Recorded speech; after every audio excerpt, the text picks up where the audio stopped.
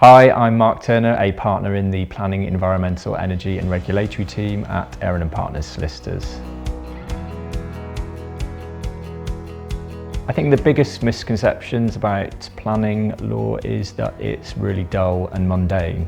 It's actually really fast-paced. There's constantly changing policy and legislation, and there are two diverging systems in England and Wales, which means that it's difficult to keep on top of, but there are constantly things that need to be updated.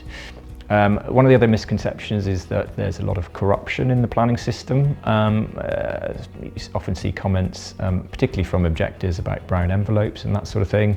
That certainly isn't my experience, and I think it's a real misconception.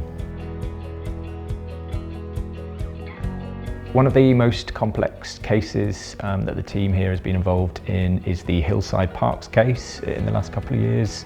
That was one of the most major kind of planning cases probably over the last 10 years and has been puzzling the planning industry ever since the decision was issued about 2 years ago.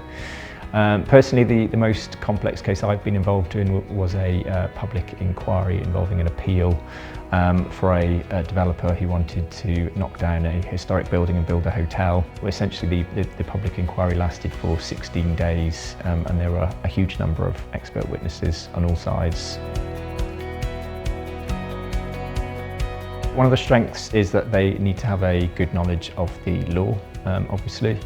Things are constantly changing in terms of legislation and also policy, particularly driven by changes in political parties. And so it's really important to keep on top of all of that. A second strength is resilience. So often things take so much longer than you would ever imagine and cost more for the clients than they would ever think. And it's often about seeing things through to the end, and that takes a lot of resilience with certain cases. And then a third strength is commerciality. One of the reasons I chose to be a planning law solicitor is that planning can be a bit like a puzzle sometimes, so it's about putting the pieces together, and I really like the problem-solving aspect of it. Another reason is that planning solicitors are in high demand and probably always will be, increasingly so. And thirdly, I like that you can actually see the fruits of your labour. So you might be driving past a site and see a development that you helped get consent for, which is always really gratifying.